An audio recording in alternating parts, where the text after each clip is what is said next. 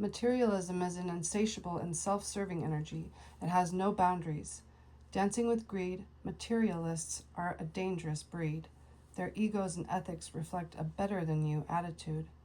They hide in corporate circles to nourish their selfish agendas. They will hear you speak, but unless you serve their interests, they do not listen.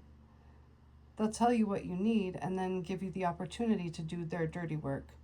They've got money and they think you can be bought. Like hungry ghosts, the more they have, the more they want. Let me give you an example. At the Kit Carson Electric Co-op board meeting, I have witnessed censorship of all opposition to the hydrogen project. They do not put the project on the agenda for public comment. If you express opposition, you are ghosted.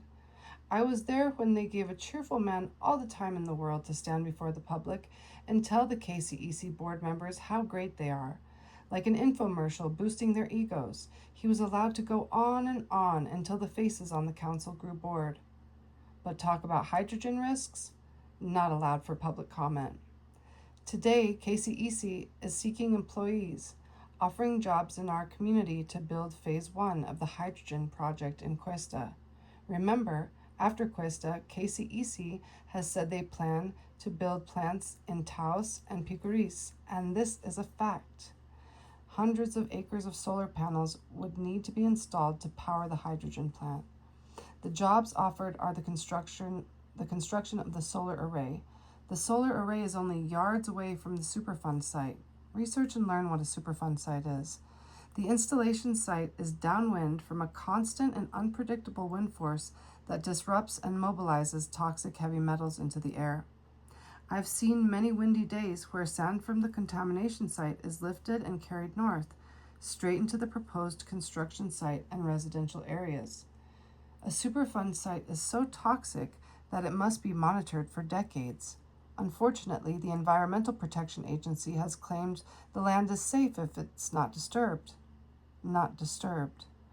We know environmental protection is at risk of being exploited and unfairly abused by corporate agendas, toxic or not, in this case, Chevron and KCEC, regardless of the risk to humans. In these days of economic crisis, many are eager to find work. KCEC will have no problem attracting young and innocent workers. Naive and desperate, they will take a job to make ends meet, even if it's a dirty one.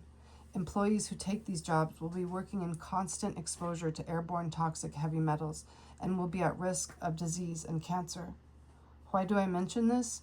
Because nowhere on the job application is there a disclosure stating that accepting a job on this project puts you at serious health risk. It's stated on a pack of cigarettes, and that's required by law.